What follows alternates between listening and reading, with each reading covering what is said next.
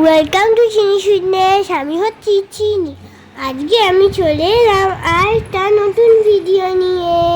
অনেক দিন অসুস্থতা ছিল তো, তাই আমি ব্লগ দিতে পারছিলাম না, সরি। দিওয়ালিটা আমি কি করে কাটালাম ওটাই তোমাদের সাথে শেয়ার করব। আমরা বানাচ্ছিলাম একটা রঙ্গোলি। দেখো তো ভালো লাগছে কিনা। তারপর সবগুলোতে জ্বালিয়ে দিয়েছিলাম প্রদীপ। খুব সুন্দর দেখতে লাগছিল প্রদীপ জ্বালানোর পর। চারিদিকটা ছিল নানান রঙের আলো আলোকিত।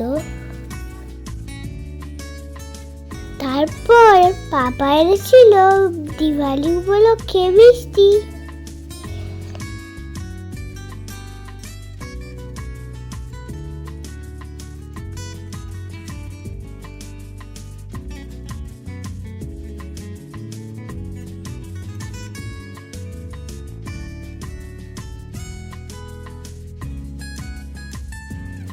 আবার বাড়িতেও মিষ্টি বানানো হয়েছিল।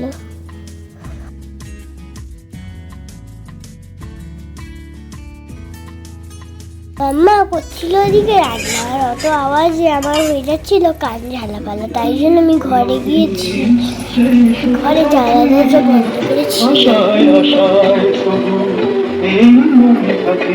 তোমাকে আমি শুতে বলেছি আর তুমি এইসব করছো?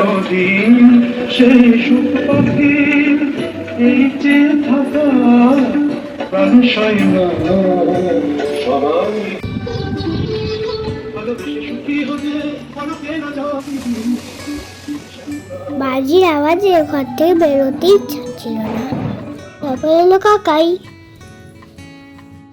তারপর আমিও বাজি বাজাতে শুরু করলাম আর অপেক্ষা না করি। কিন্তু এটা শব্দবাজি নয়, এটা এমনি আলোবাজি। দেখলাম ওইভাবে হচ্ছে না, খুব বেশি ধোঁয়া লাগছে, তাই আবার রেডি হয়ে এলাম।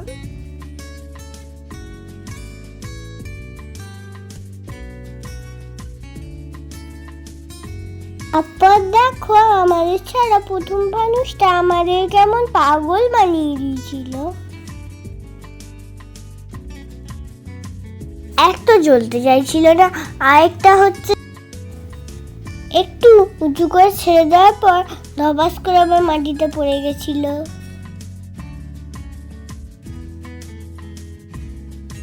ওই দিকে চলে গেছে তুলসী গাছের কাছে। আমরা তো ভেবেছিলাম তুলসী গাছটা পুড়েই গেল, কিন্তু শেষ পর্যন্ত তুলসী গাছটা বাঁচিয়ে নিয়েছে নিজেকে।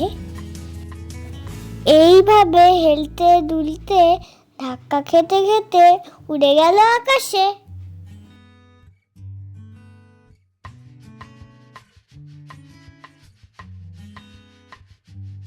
তারপরে সব কটা খুব ইজিলি ওপরে উঠে গেছিল, আর কোনো সমস্যা হয়নি।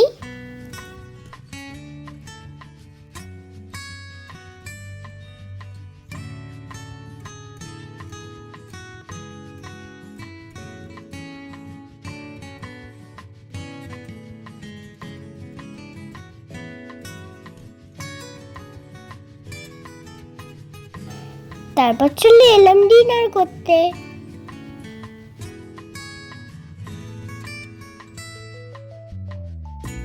তারপর আবার বাবার সঙ্গে আমরা বাজি ফাটাতে লেগে পড়লাম।